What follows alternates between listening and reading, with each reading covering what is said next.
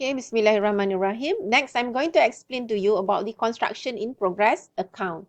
So construction in progress account, so all the direct costs of the contract are debited to the specific contract account and always are apportioned accordingly. So due to the length of time to complete a contract, you need to determine the revenue to be recognized for each of the accounting period. Okay, if it takes more than, let's say it takes two accounting period, then you need to do for accounting period 1 and accounting period 2, and then you need to identify the revenue for accounting period 1 and the revenue for accounting period 2. That is meant by this sentence. And then the contract revenue is credited to the construction in progress account, so that becomes a small profit or loss account. So to understand this better, let's look at the construction in progress account. Okay. If you are required to prepare the account, this is basically what you need to do. First, you put in the name of the company. Next, you put in the title, that is the construction for construction in progress account, or sometimes it is also called as the construction in process account. Okay, it can be construction in progress account or construction in process account for the year ended. Depends. You need to identify the period. Okay, for which accounting period that you are preparing this account.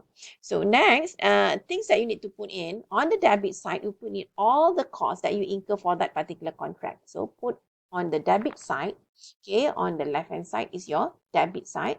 So put all the costs that you incur for that particular contract.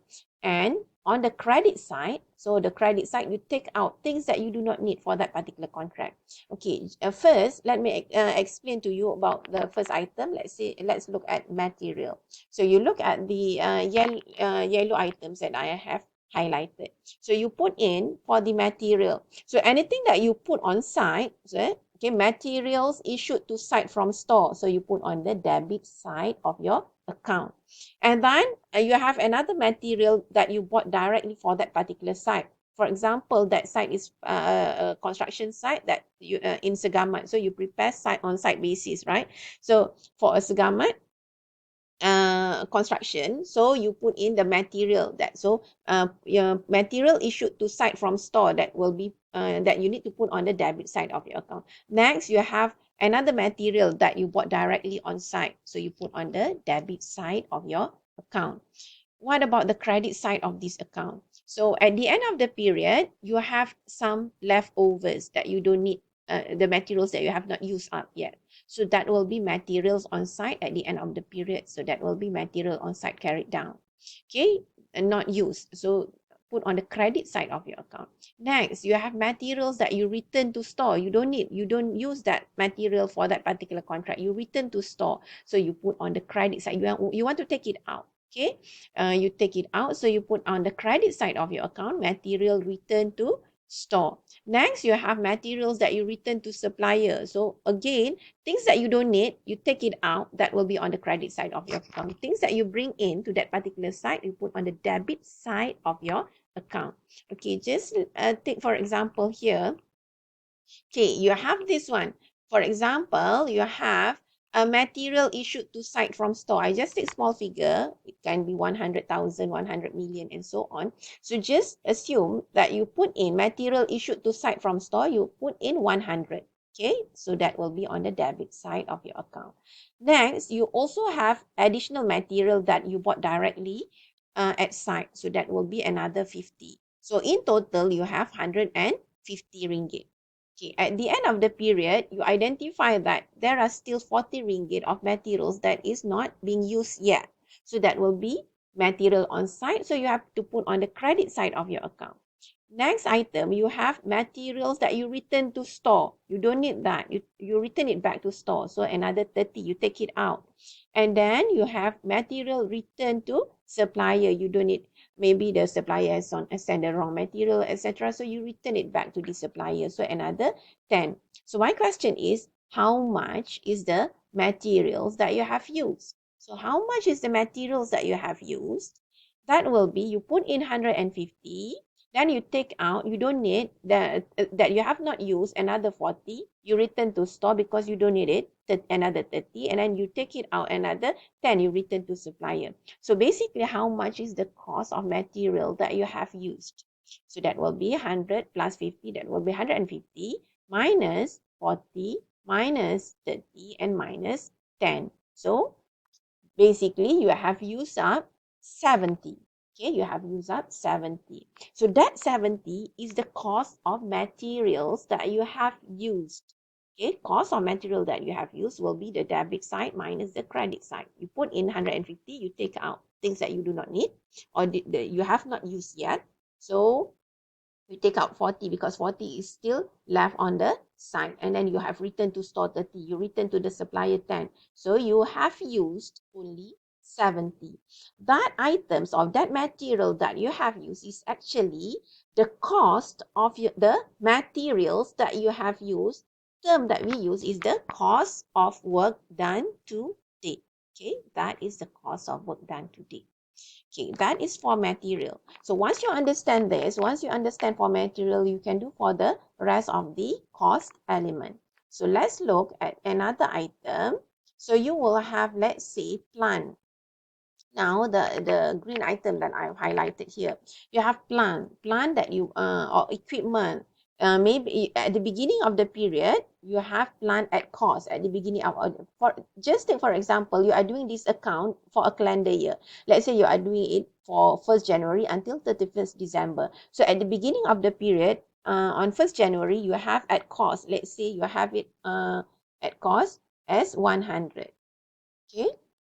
So you have that 100. At the end of the period, the value of your plant that becomes, for example, 80. So how much is the consumption? How much you have used?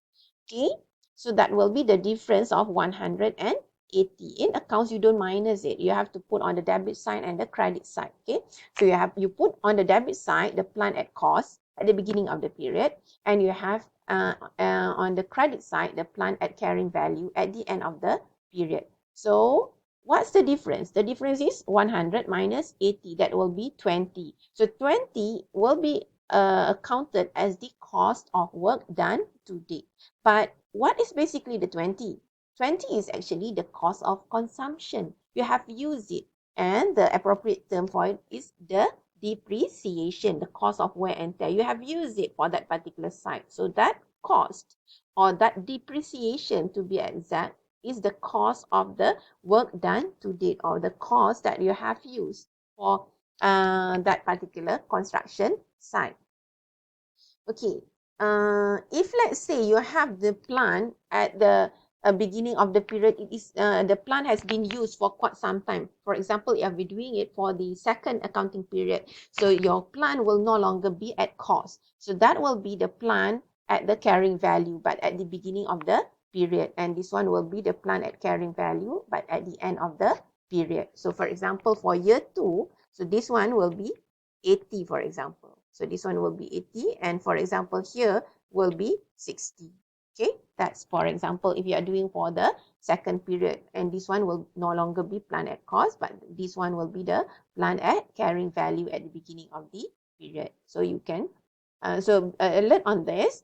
Okay, next item could be your labor or the wages. So wages, you look at the amount of wages that you need to incur for that particular period. If let's say you have paid a certain amount, and then another amount that you have not yet paid, but you have to you are already incur that amount. So I believe you also understand the concept of accrued and prepaid. Okay, so you have to do adjustment for this, for the accrued and prepaid.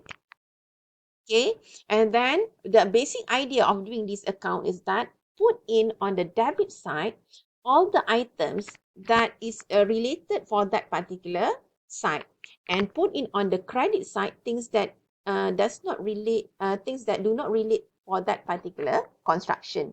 Okay, so the balance or the remaining will be the cost of work done to date. Okay, that's the basic idea of doing this. For example, expenses, you put in how much is the expenses, and then you have paid more. You have paid more than what you should pay. So that will be, you need to credit it out. That's why you have expenses prepaid.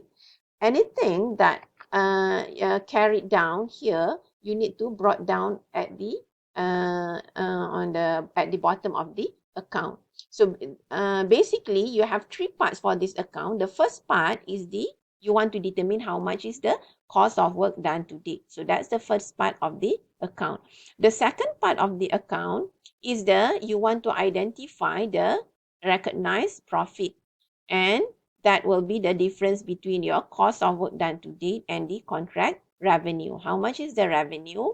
You compare it with the cost, and then the difference, if it is a positive figure, that will give you a profit. If it is a negative figure, that will give you a loss, and you put on the credit side here. And then the third part of the account will be all the brought down. So for example, here you have material on site carried down. So that will be the material on site brought down. You have this one, plant at carrying value carried down. Here you will have the plant at book value brought down, and so on. So the same goes here. If you have wages accrued carried down here, then you will have wages accrued brought down on the credit side of your account. So generally, you will have three parts of this account. So the first one is to determine the cost of work done to date. The second part is for you to determine the recognized profit for that particular period. And the third part of this account is for you to have all the brought down figures. Okay, so hopefully you are clear on how to prepare the construction in progress account. Later on, we will look into an example, a comprehensive example on how to prepare this account. I will show you after this. All right, thank you very much.